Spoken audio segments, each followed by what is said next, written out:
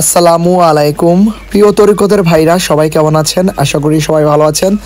আলহামদুলিল্লাহ, আমি এখন চলে আসছি মৌলভী আব্দুল করিম মুন্সি রাদিয়াল্লাহু তাআলা আনহু এর স্মরণে বার্ষিক উরুস শরীফে। তো আমি আজকে আপনার পুরো মাজারটা আপনাদেরকে ঘুরিয়ে ফিরিয়ে দেখাবো। কত সুন্দর, সুবহানাল্লাহ, কি একটা ঘ্রাণ পাইতেছে এখানে। হ্যাঁ, আতর গোলাপ জলের আমি এসে ধন্য মনে করতেছি। এই প্রথমবার আমি আসছি, এর আগে ওনাকে উঠাইছিল, ওঠানোর সময় আমি আসতে পারি নাই। আমি তখন আপনার অনেক দূরে ছিলাম, ঢাকাতে ছিলাম, তো আমি আসতে পারি নাই।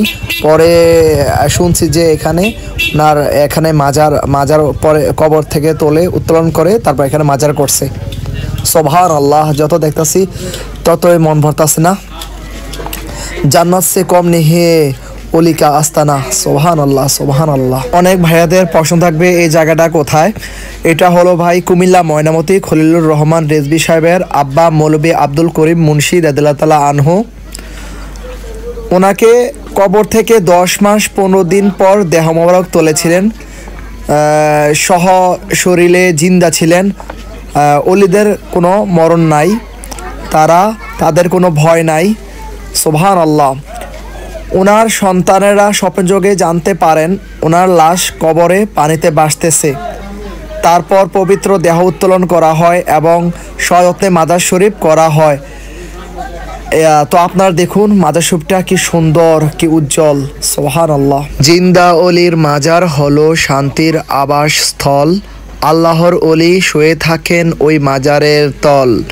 তার উসিলায় আহার জোটে, গরিব দুঃখী খায়। কেউ দিও না মাজার ভেঙ্গে হস্ত শক্তির গায়। শত্রু হলে আল্লাহর অলি করবে মহাপাপ। ক্রোধ হবেন আল্লাহ তাআলা, বংশ হবে সাফ। খোদার কাছে সব অলিদের রয়েছে বড় শান। অলির প্রতি তার সন্তুষ্টি হবেন অলির কান। অলির চোখে দৃষ্টি রাখেন মহান প্রভুর চোখ।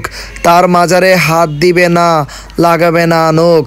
আল্লাহর অলি কেউ মরে না, সবাই জিন্দা রয়। আল্লাহ পাকের রহম, তারা তাদের করব হয়। সবাই ভালো থাকবেন, সুস্থ থাকবেন। আল্লাহ হাফেজ।